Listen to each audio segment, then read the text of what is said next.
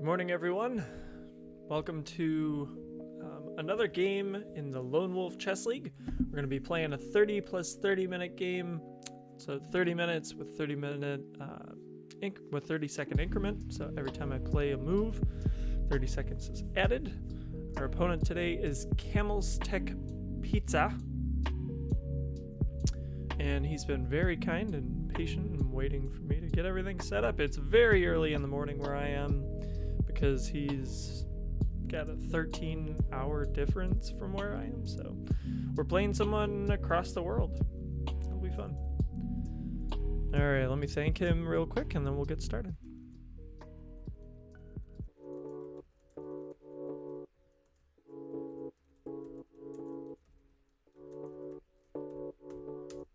Alrighty, let's get going. Now, in my preparation, I was planning on playing like an Urasov gambit, Ponziana gambit style of e4 type play, which is not my main line, but it's it's in my repertoire. I've done it a bunch of times because he doesn't do very well against it. From what I saw in the prep. However, that was when he was 200 rating points lower. So now I'm second guessing myself and wondering if I should just play my standard Queen's Gambit type of opening. It's safer, but I don't know. Let's stick with the prep. We'll see what happens. Oh, gotta wake up.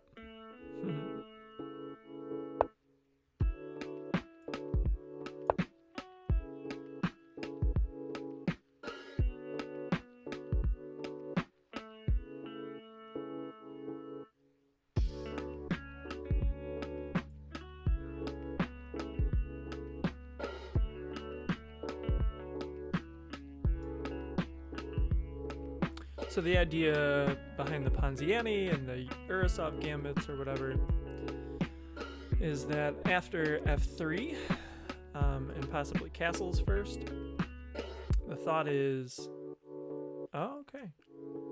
All right, so we are going right into this.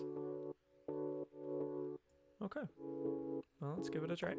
So the thought is eventually we're going to start playing for d4, and we might even prep it with c3.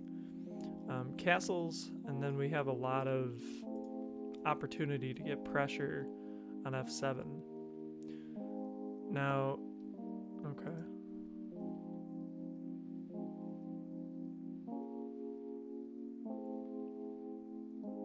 Let's castle. Expecting knight f6. And then we're just gonna start going into this. Okay. Gambit the pawn. Yet? Any reason to?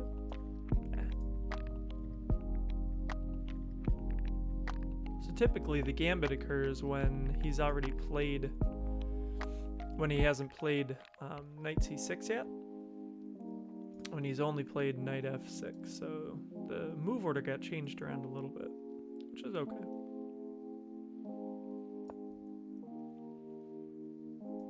So we're gonna try to get some central attack. Attack the center, either pushes dark square bishop back. More than likely he'll go here. So he'll take here. I'll take back in the center. He'll take back, or he'll usually move to b4. Attacking the rook. I'll probably play the bishop here. Although it is my better bishop.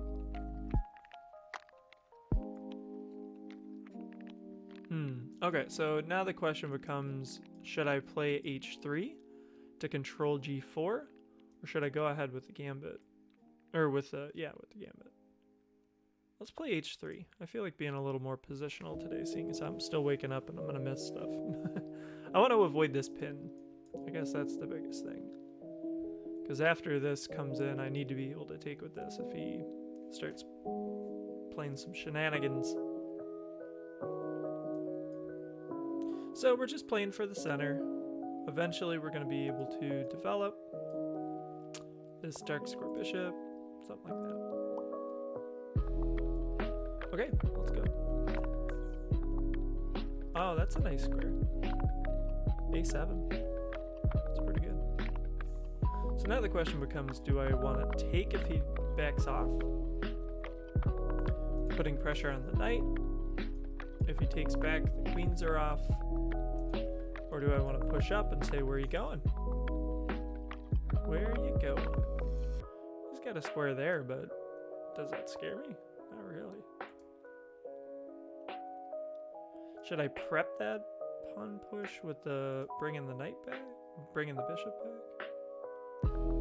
I actually, in my preparation, I was checking the computer lines and what they say to do in certain situations, and it wasn't exactly this situation because the opening's kind of gotten away from me a little bit. But they actually recommend in some lines to go ahead and play this kind of thing and just sack both these pieces for the rook, and they say white has a slight advantage, like a 1 point advantage. Isn't that crazy?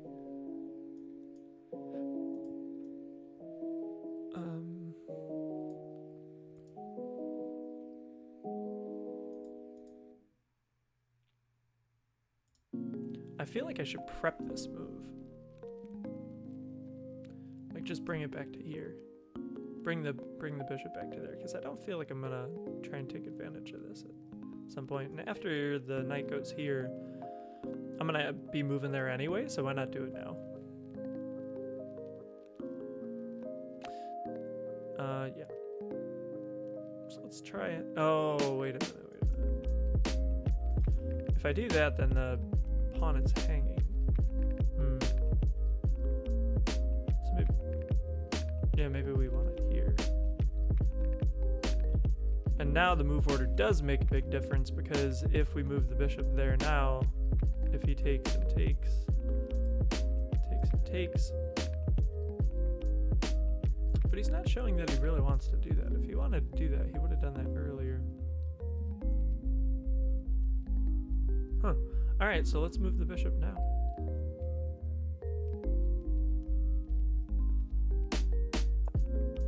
Over defending e4.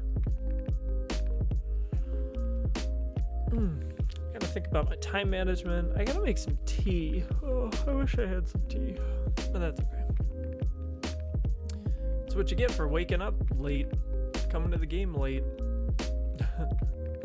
And it's funny, I woke up like, okay, so it's 6 a.m. where I am. And I woke up at 2 and I started thinking about the game, thinking about my preparation, running through lines. And then I was like, okay, I should get back to sleep. I should, get some sleep before the game. This is ridiculous. It's 2 in the morning. Get some sleep. And then I wake up at 5 minutes before the game starts and I go, oh no. You know how that goes. So now should I have just stayed awake? Oh, who knows? The shadow. Shadow knows.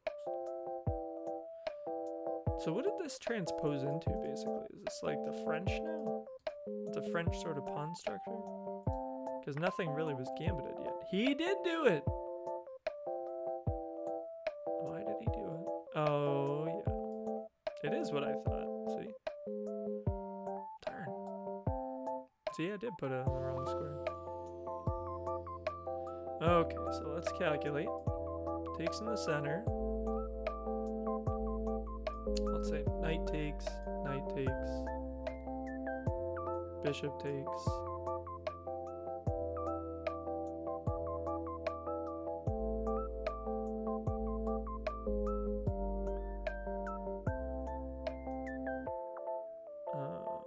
Maybe here? And then I'm not being developed. Maybe we just let the pawns be for a second? No, that doesn't make sense. Here?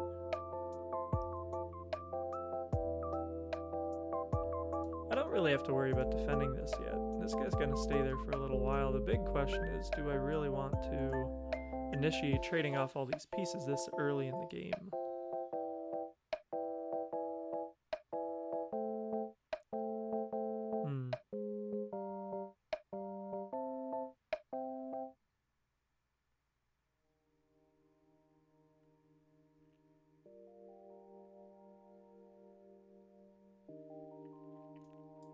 Okay, so let's say he takes another pawn.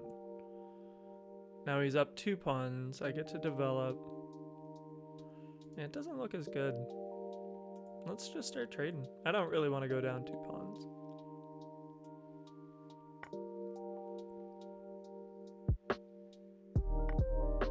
We've still got a lot of control. I gotta make sure not to go here.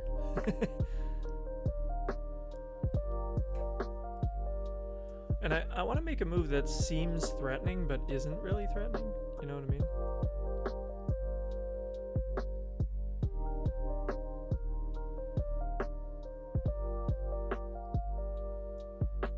So I want to make a move like c5. Or maybe even just sack this thing, win the pawn back. He gets to develop a rook, but I get to develop a queen. Yeah, the attack is kind of gone though. Kind of stings.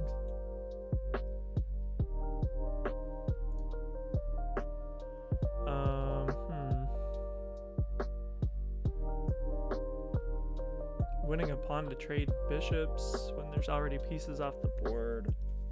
It would win the pawn back, I guess. But then I'm like trading off my only developed piece to win a pawn. That doesn't seem right.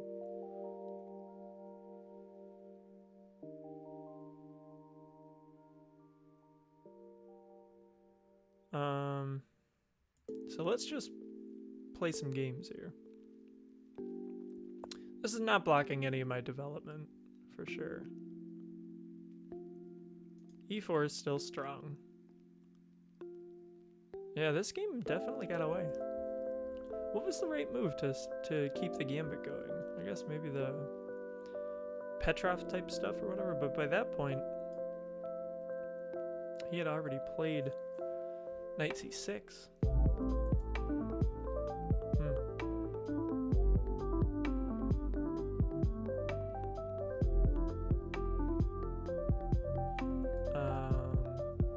He might be thinking about rook e8, doing something with the queen. He's got to figure out what to do with his light square bishop. These squares are not available to him yet. He could sacrifice. It does happen. Okay, so he saw the attack. So let's continue with what we were thinking. Start a pin. Get our pieces developed. Start trying to get some kingside attack. Gotta remember that these squares are controlled by the bishop and the knight, so it's not like I can just sack and then bring queen over opposite the king. I also have to remember that my king doesn't have a lot of pieces in front of it right now. I gotta develop. Development is #1 priority right now. So where does the knight want to go? Probably knight c3, just to get it started. Maybe rook c1. Rook e1 is already developed, so let's try not to develop the same piece twice.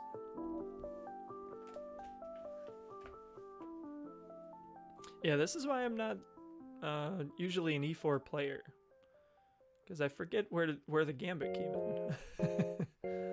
Like at one point in the opening, I was probably just like, oh, well, that loses a pawn. What? Yeah, that was the point. It's a gambit, man. All right, so let's develop the knight for sure. This doesn't break the pin. It does put a little more pressure, but this is still defended twice. So I'm not too worried about it. Now it's defended a third time, actually. Okay, so he's controlling that d5 square for the knight. So that's not available.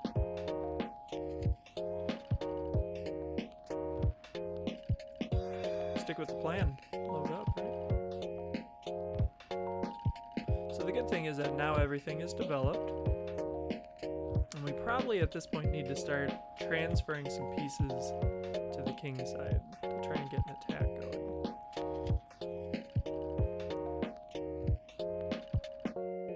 Is that really where the rook wants to live, though? I feel like the rook wants to live on d1.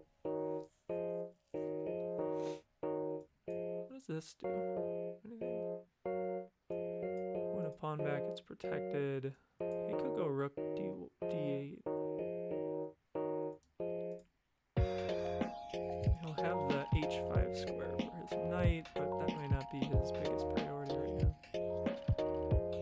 for some crazy stuff like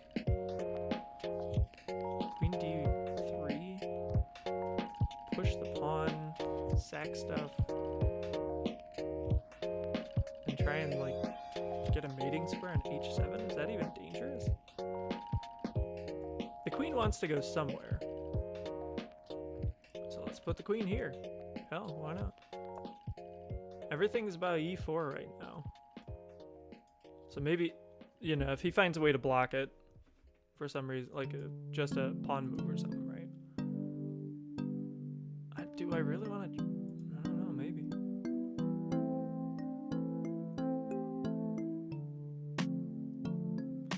Yeah, okay, so we'll have to see how he responds to e5 if he takes it.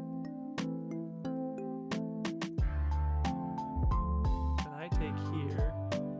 It's attacking the queen. The queen will probably take back, and then we'll have it. How else could he respond? The way I would respond if I were him is if I go here and he goes here. And I take. I would just push that pawn and attack the queen. So then if I take back with the rook, he can then take the bishop. And now that square is blocked off by this whatever with the rook on e4. And okay, so let's say that he blocks all this. Let's say he just plays this right now and says, you're never getting that. You're never getting that play, whatever. Then can I go rook d1? Then maybe start getting some pressure on the d file?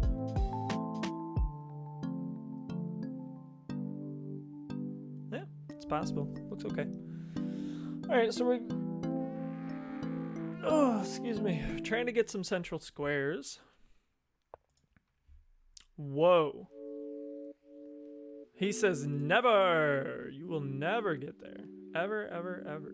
Wow.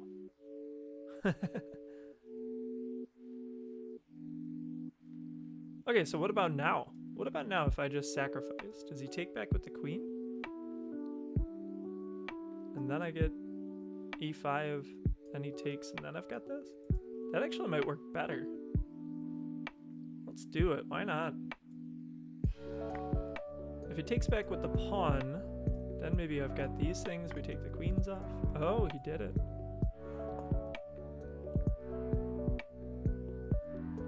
I think we got tactics here. Yeah, that queen move actually helped this trade make a lot more sense, to be honest. He can take back with check. No. Then he's pushing my... Oh, he can't. He could go back here. He could take with check. He missed my alignment, but I missed his. See, his is with check. Mine is with checkmate, though. So if I get out and he gives check again, maybe I go here. Maybe I don't even go to h2 first. I just go to h1. He could sack there, but that's not check. And then I got mate. Yeah, that would be what I would do. That's the most dangerous. He's got to find a way to defend the mate, though. Maybe just trade off the queens. And he's losing a bishop.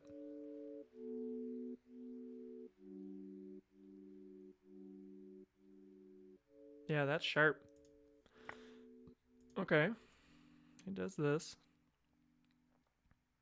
Let's go here. Now maybe here. Yeah, now g6. Blocking off the mate threat. He got his queen out of the way. Now what should I do? Should I pressure the queen? Because then this sacrifice is coming in, but it's not actually a sacrifice because I can take back at the queen. The attack on h7 is still there. Should I just win the pawn back and say I've got a passer? My a rook is coming to d1. What a sharp game. Should I have prepped it a little bit more? Should I have gone like... Well, that wasn't there anymore. Should I have protected the f2 square somehow?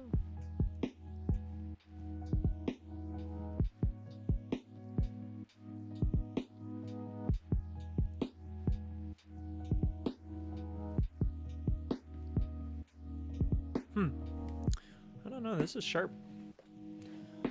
And I mean, okay, so maybe he won't even see that this attack is there. He's got to see it, though. He's got to see it. You would think. Ooh, now I have this square, though. The rook is protected. Wow, that's a good move. Ooh, I like that move. That's a very good move. Now this trades off the queens. I still win a bishop, though, don't I? I think I still win a bishop. Okay, so let's calculate. Queen takes. Queen takes. Bishop takes. And that's it. I just won a piece. I can take back here. If he takes, I can activate my rook. I've got a piece in the center. Okay, so I lost the f2 pawn, which stinks, but I think I'll go up a piece for that. If he tries to do something else, the threat on h7 is still there. The bishop is not hanging because the queen still defends it. And I think he's just going down a piece. Yeah. If I were him, I probably would have played g6. Just stopping the mate threat, saying, okay, now I've got your f2, I'm up 2 pawns, I'm not up a piece. You're not up a piece. Okay, so he's got 2 pawns for the piece. I'm kind of expecting him to take here. He doesn't want me to take. Yeah. Okay, so it's okay to take with this rook, right? I think.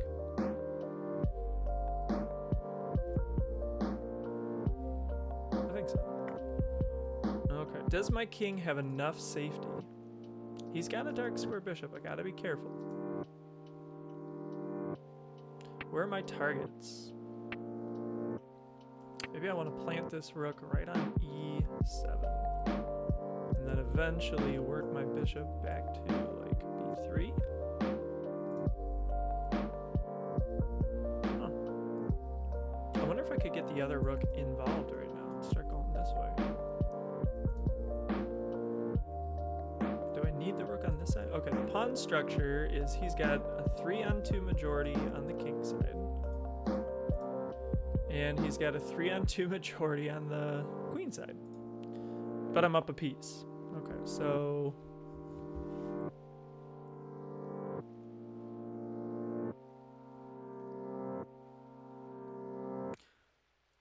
we have an intermezzo if we want it with check. I could also plant my rook on the 7th rank, targeting the b pawn. Yeah, let's do that. The check is always available. Might not do very much yet. I gotta get more pieces involved. This has to come in. I also want to develop this rook. Now, do I want to develop it to the E file or to the D file? Probably the E file. I kind of want to keep my pieces off of dark squares because of his bishop. Whoa! I don't think that's the way to do it, because after this... Okay, let's calculate. So if I go to, bishop e6, it's pinning the rook, so we can win the rook. His only defense is to come back like this, so that I trade off a rook and my bishop for 2 rooks. His king develops. I'm up a piece. Then I'm playing a knight and a rook against a bishop.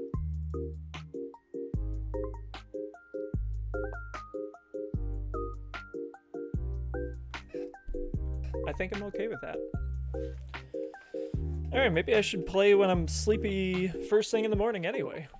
Wow, he's just gonna give away the rook. He's just giving away the rook. And probably a pawn. So he broke the thing. The pin. However, he just gave away his rook. So now I'm up a rook and a knight. B7 is under fire, G7 is under fire. There's no pressure on any of my pieces. This one's protected, this one's not being attacked yet. He has to figure out which way to go with the king. If he goes back to here, then we got a windmill kind of action going. If he goes there, which one do I want first? This is such a hard decision. Now, okay, so I could be even crazier and just go rook E1 and then start to really threaten some things. Or I could just gobble up his pawns. Now, he's down 2 pawns, so maybe just gobbling up the pawns is okay. Dude, that king is not safe, though. Okay, so rook E1 is always there if we need it.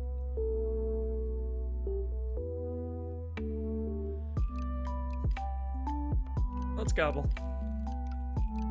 Gobble some pawns. Now gobble on the queen side or on the king side? Let's go on the king side first. Because if I activate my king, I don't want him to be stuck. And now if he threatens like to activate or something like that, rook G8. I'll be giving away the bishop, but winning a rook. Yeah, this has got to be just so good. His bishop, although it's on the shorter diagonal, you know, not the long diagonal, but the second longest diagonal on the board, isn't really doing very much because he's, you know, he blundered some pieces. So I just have to be accurate now. And really, I should be looking for mate. There's enough pieces on the board where the pawn structures aren't really all that critical. Yeah, that's a mistake, I think. Now, should I take B7, attacking the bishop?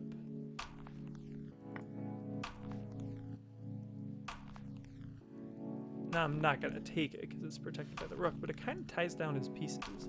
And now after rook E1, rook E2, let's assume that he tries to get active and plays, you know, bishop F2 attacking, so I go rook E2. Now there's lots and lots of reveals, and we're getting another piece on in the attack. Yeah, this is just falling apart. So I'm up 2 pieces. I just got to be accurate, not blunder away pieces. My hands are cold. It's cold down here. Where I live in Western New York, it's we're having a cold spell. Fall has fallen. It's like 45 degrees out right now. Aha.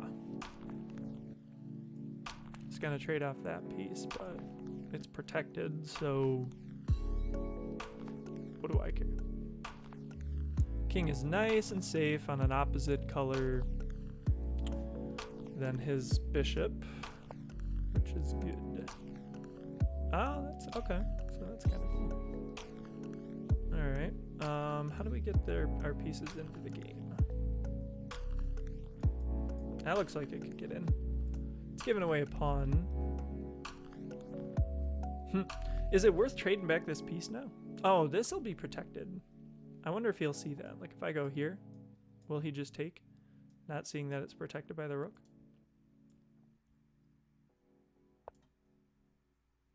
Will he attack my piece?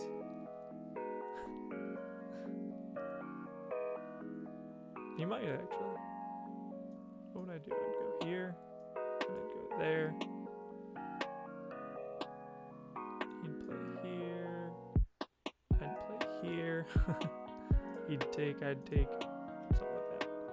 Let's get the attack going. I love that my rook is opposite the king, though. That's what I want. Okay, so I'm up a rook and a knight. Yeah, I didn't really earn this. Not really. I guess the e5 push was a little tricky, and the queen placement was a little tricky.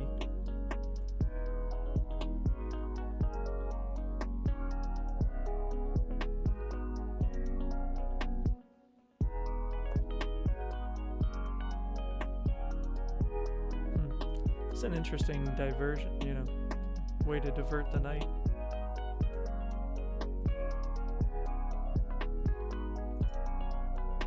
Should I just be focusing on picking off the pawns? You know, this is interesting too, that if I just leave this here, if we can like get rid of his dark square bishop. Okay, so we have this again. forcing him back. We have this, and we can trade this guy off. And then win the pawn. That looks fine. We're up pieces, right? Oh, if he can't move over. Yeah, he can go there. That's fine. Oh, this is revealed with check. He takes the bishop.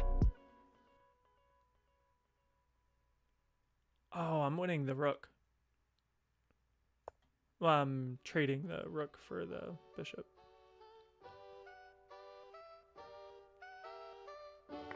Yeah, that worked out well, actually. It did work out well. So now this is pinned. So we could actually play this because he can't take back. So this is a check. Gotta start setting a mate, or maybe just trade down and get into a, you know, a piece and a king versus his king and all his pawns. That would be fine. Oh, he just resigned. He wanted that rook. Yeah, I didn't earn that for sure. Did I earn it? I don't know. Let me go back and look. Kamelstekspizza. Alright, so let's go back and look. I think he just blundered a bunch. I think that queen move in the center was not quite right. Let's analyze. Make sure the engine's off. Close down engine. Is he already running the analysis? I guess he is. Someone is. Yeah, I guess is. He's already running the analysis. Okay. So let's shut off the opening explorer. And let's just focus on our thoughts here. Stinks that the opening is still running. That's okay. That the analysis is running. Okay, so if I wanted to make this a gambit, what did I have to do? Maybe not play the bishop out first. But then we would have just transposed. It would have been the same move order. Yeah, I was actually expecting him to play knight f6 first, because that's what he usually does. But he didn't. He played the bishop out first. So this is going into like a Giocco, I think. Which I used to play a long time ago when I was 1400s. Around there. Castling was decent. Is there a way I could have added pressure? Maybe now's the time. For the Ponziani. If we really wanted to. Let me see if that's right. I open up the opening explorer. Oh, it's called the Rosentretter gambit. But it doesn't really make sense because he's still got two pieces on it. I just have my queen. So I didn't want to do that, for sure. When does it become the Ponziani? After this? So let's say castles. And if I just play d4 now, is that the Ponziani? No, that's the Dutes. Oh, okay, the Dutes. Those were the gambit lines I was looking at. And it didn't work because I played rook e1. Protecting that square. So then it's not a gambit. Because gambits, you give up lines. So this is more just like a center game, Giocco. This is like a Steinitz style, except Steinitz didn't play h3 yet. I just wanted to control the square for the bishop. He backs way off. So it's just a typical Giocco piano now at this point. Yeah, that was a dumb move. And I knew it. Like, I calculated that this has less pressure, but I guess I just didn't see all the ramifications of it.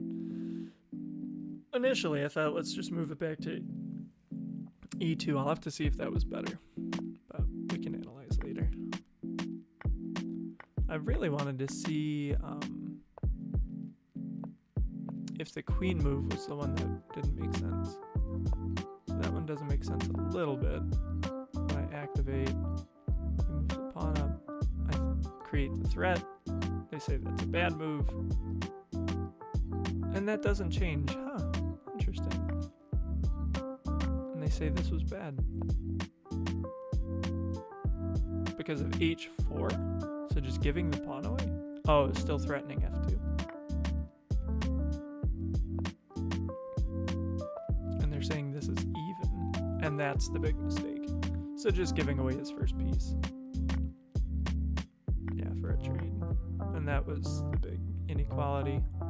And then we just ramped up the pressure. He made another blunder here. Giving away the rook. Really giving away the rook.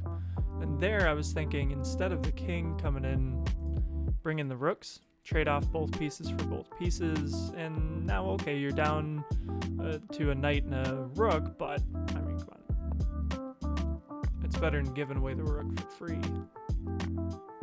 Later on, I gave the bishop away anyway, I suppose, but what? Oh, there was a mate sequence. Let's see the mate sequence. I want to see it. bd4. Oh, for him. Knight e4 for me. King f8. Rook f7. King g8. Oh, baby. Oh, yeah. Woo! Wow, that's brutal. Yeah, that would have been good. I was looking for mate sequences, but I felt like just taking care of the pawns right now didn't really help his king safety. Okay, so there was a forced mate, but you know, if I had a nickel for every forced mate that I missed, I'd have a lot of nickels. Alright, so he just moves into another forced mate sequence, which I do not take. What was it now? What did it start with now? Started with... Wait. Checkmate is unavoidable. RA7. Just give away the rook? What? Oh, just trade off the rooks. Gotcha. It's not showing me the mate sequence. Wow. There's a better forced mate sequence. Interesting. So they say this was not good? Just back off? Yeah, I just wanted the material at this point, which ended up being enough for him to resign, so. Alright, interesting game. Check out the analysis, go ahead and analyze the game, send me back your responses. Make sure to like, subscribe to the channel. Check me out on Twitch, you can find that at the bottom of the screen. Yeah, leave all your replies in the comments. I'll make sure to reply to them. And thanks for watching another Lone Wolf Lichess game, 30 in the 30-30 games. We'll see you soon. Bye.